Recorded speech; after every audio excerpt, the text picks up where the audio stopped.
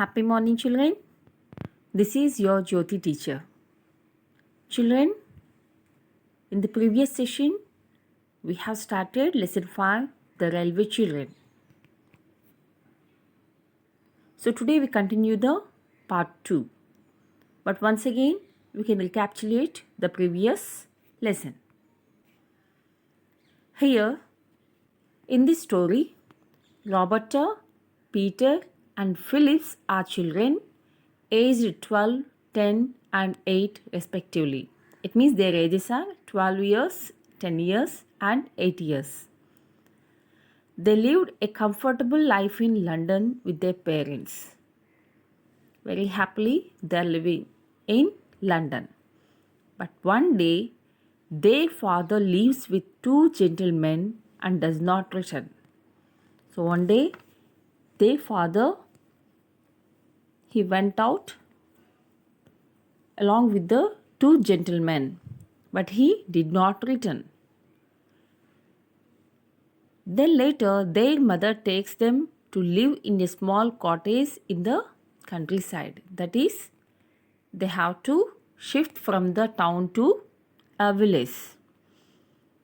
The children learn to adjust to a simpler life in a small town, while their mother tries to make ends meet. Ends meet means to meet their daily expenses, they need money. So because of that, their mother, she always writing stories for magazines. The children take comfort in the railway lines that run near their house. They became familiar with the passing trains and the workers at the train station. That moment what happened, then their mother falls ill and the doctor suggested several things for her, but they cannot afford.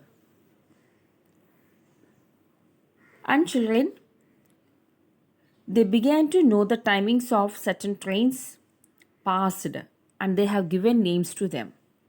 They have given the 9:15 train. The name is Green Dragon. And the 10:07 train, they have given the name Warmouth Wantley. And the midnight train, while they were sleeping, suddenly a train comes and makes noise. So they have to wake up from their dreams.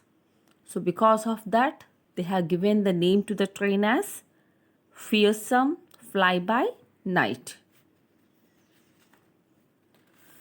So every day, these children, what they have done is,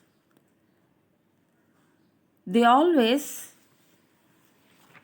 sat on the fence near the station and always watched the trains. These 3 children felt that by waving their hands to the green dragon, they can convey their love to their father.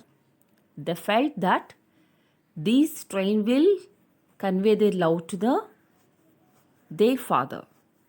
So they always waved their pocket handkerchiefs.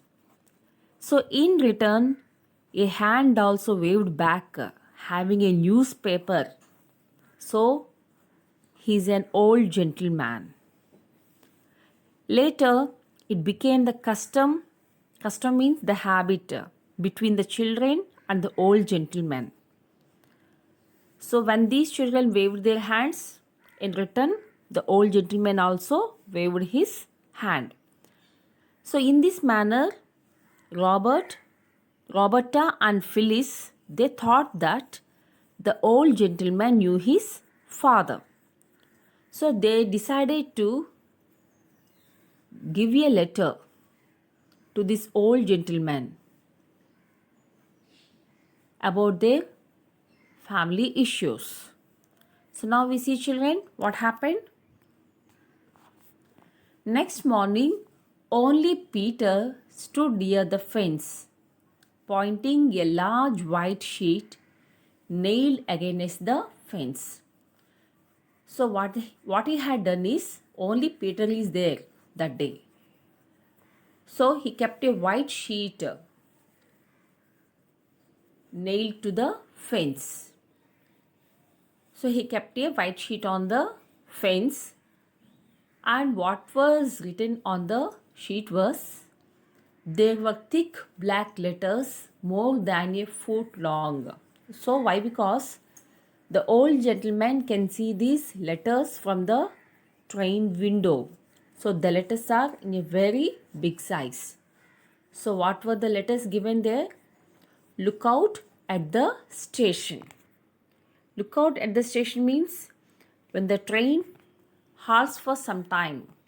It may stop for 5 minutes or 2 minutes or 10 minutes. So he can look out the station for these children. The old gentleman looked out. First he could not find anything. Later he saw Phyllis running came to him. So at the station, when the train stopped, he looked out. First he could not find anything. But at last he saw Phyllis running came to him. So Phyllis came to him and she said to the old gentleman, she was late because of her bootlaces. As they came down to her foot, she fell over them twice. So what her explanation is? So she was late because while she was running, her bootlaces came down to the foot. So because of that, she fell over them two times. That's why it was late for her. As the train started moving, she pushed a warm, dampish letter into his hands. So there was a letter in her hands. So it was slightly wet because of her sweating. So immediately she pushed that letter into his hands. So later the train moved from that place away. So in that letter, these three children wrote that they did not know his name. Actually, these children did not know the name of this old gentleman. So they have written like this in the letter. And they continued, as their mother was ill, the doctor said to give her the broth and mutton. Already in previous, we have explained that a broth means the soup made of mutton or vegetables, and mutton also. Why? Because as she was ill, no, to get strength, this type of food is necessary. So that's why the doctor has given this suggestion. Here see, she had given a letter to this old gentleman. But she could not afford to earn all these, and their father was away from them. But these children mother, she could not give everything to their children also, because their father also not at home, he was away from them. So they did not know where their father was. Even they did not know anybody there. So they were very new to the place, so they don't know anyone also, but except the old gentleman. So these children knew only the gentleman. That's why they asked him to provide all the required things for them. So that's why these children, they have written a letter that they required all these things, especially for their mother. So they asked to give all these things. And again, children, they promised that whenever their father would return to them, they would pay for it. But they kept a promise, children. What the promise that? But when their father returned to them, definitely whatever the things they are going to take from the old gentleman, definitely they are going to pay the bill for it. And they told one more condition also. If their father lost his money, these children would pay him when they grow up. Again, they have given the promise that if their father was unable to pay the money for all these things, when these children they will grow up, no, they will pay the money for it. The old gentleman read the letter and he sent a parcel to them the same day evening. So the old gentleman, he read the letter. So immediately, the same evening only, he sent a parcel to them. That is the hamper. Hamper means here a gift box. When the children untied the hamper, untied means opened the hamper, they found all the things they had asked for. So when they opened the gift box, they found what are the things they asked. Everything is there. And many things they had not asked for. So even some things these children did not ask that were also in the gift box.